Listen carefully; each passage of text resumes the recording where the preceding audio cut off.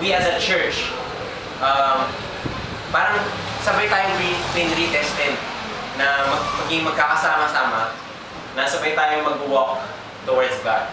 Now, we were all born at the same generation, and we all passed the UCAT and all that stuff.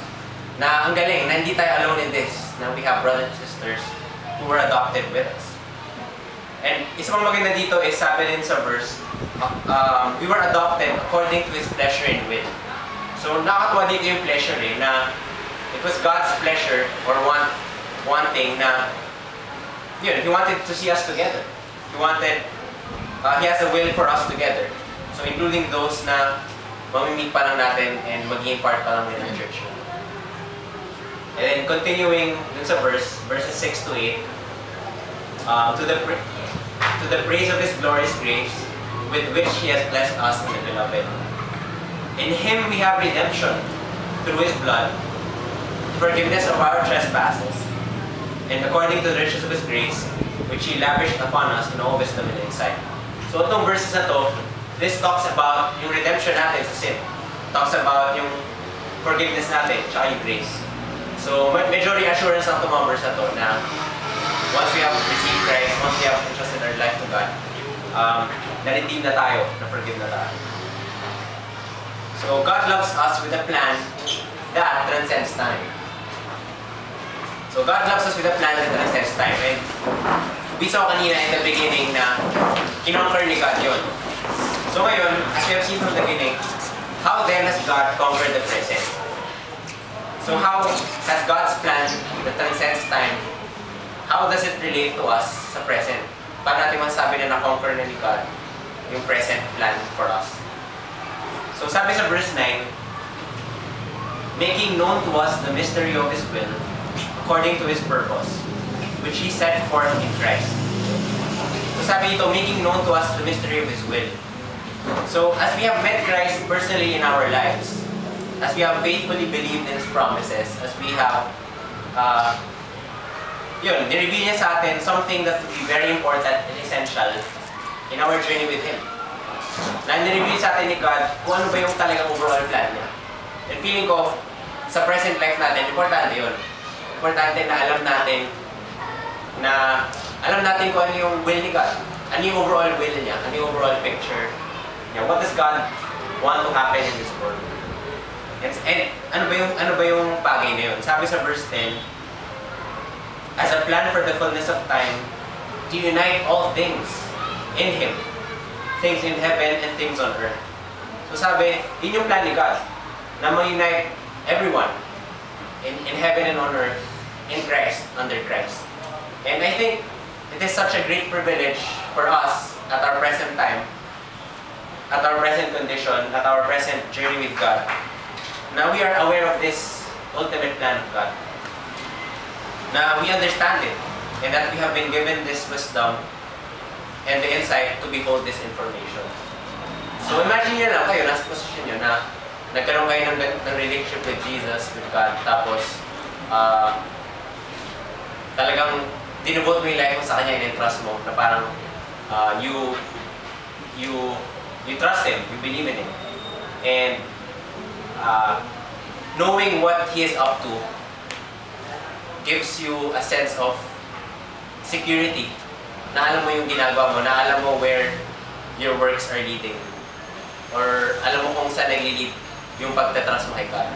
Kasi parang mahirap na may sinusunod ka pero hindi mo naman alam kung ano yung balak niya. Parang gano'n. And for us, I think it's a great privilege na part ng plan ni God na malaman natin yung plan niya, which is to unite all things. And it is also, so yun, itong knowledge na to, itong information na to, this is what we are holding on to sa present. Na alam natin na we should, na we are a part of God's will. Na together as a church, we belong sa plan ni God. Kasi tayo yung group, we are part of the group of people na mag-share ng faith natin to people. Tayo yung part ng group na magre-reveal sa ibang tao tungkol kay God. So, we belong we belong sa will ni God. Sabay-sabay tayo sa pagiging part ng will at plan ni God na ma-unite yung all people on earth. So God loves us with a plan that transcends time, and this plan conquers the beginnings, the present, and all the days yet to come. So, recap lang, being chosen and adopted right from the start was the beginning of God's plan for us. Yun yung beginning na na-choose tayo, tapos adopt tayo. And then, at present, uniting all things in Him. So, yun yung plan ni God for us in the present. Na yun yung ginagawa natin ngayon. We reach out. And what a heavy plan would that be? Diba? Isipin nyo, uniting people, uniting everyone in Christ. That's a very heavy workload for us to bear. Pero the thing is, inisip na rin ito ni God, na hindi lang siya nag-isip from the past at saka sa present. Inisip na rin niya yung future. How will we carry this load in the future? Or how will we work out this present will ni God na itong present work in uniting people under Christ. So how would we now be in the future? How has God conquered us for the days yet to come? So sabi sa verse 11, in Him we have obtained an inheritance, having been predestined according to the purpose of Him who works all things according to the counsel of His will. So itong verse na to, it talks about inheritance, and later we would see na this inheritance will be a key to our future. So read on lang muna. So that we who are the first to hope in Christ might be to the praise of His glory. So itong verse na to, I think it is related to the first point. Na we who are the first to hope in Christ. So tama, we were chosen before we were adopted. So tayo rin yung unang nag-hope in Christ. Tayo rin yung unang nag-receive sa Kanya. Tapos, nawala yung verse. So, tapos sa verse verse 12, verse 13, ayan. Dito papasok yung plan ni God sa future. Sabi, and you were also included in Christ when you heard the word of truth, the gospel of your salvation. Having believed, you were marked in Him with the seal, the promised Holy Spirit, who is the deposit guaranteeing our inheritance until the redemption of those who are God's possession. So, ito yung part ng plan ni God sa atin in the future. Na He gave us the Holy Spirit. Na upon entrusting our life to God, nandiyan na yung guarantee. Nandiyan na yung Holy Spirit. The Holy Spirit will guide us in the future. Will guide us in the future sa work na ni God, in being part of God's will of uniting people. So, yun. So we have the Holy Spirit. Sabi, deposit siya guaranteeing our inheritance until the redemption of everyone, or until we have gained full possession of all our riches. So parang kasama natin yung Holy Spirit hanggang sa the day na face-to-face na tayo with God together. Hanggang sa end of the world, as they say. So naisip ko dito, for example, kanina may illustration ako sa women, ngayon naman sa guys. So, guys, imagine niyo na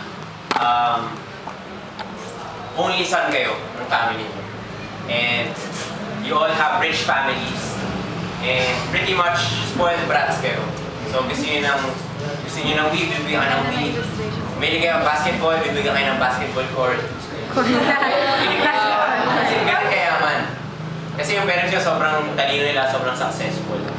Now, imagine na meron kayong usapan ng parents nyo na once you guys graduate, sa inyo na lahat ng pera. Sa inyo na lahat ng pera ng ano. So, hindi lang basketball court yung pwede bilhin. Pwede yung bilhin ng maraming mga bagay. So, imagine na meron kayong ganong setup na pag graduate kayo, ganon. Now, also consider na yung parents nyo will do everything para makagraduate kayo on time. So, ano ba yung everything na yun? Aaralin din nila yung course. Parang they would study along with you. Wala rin, nahihirapan ka sa ES subjects. Yung parents mo will take like many hours of their time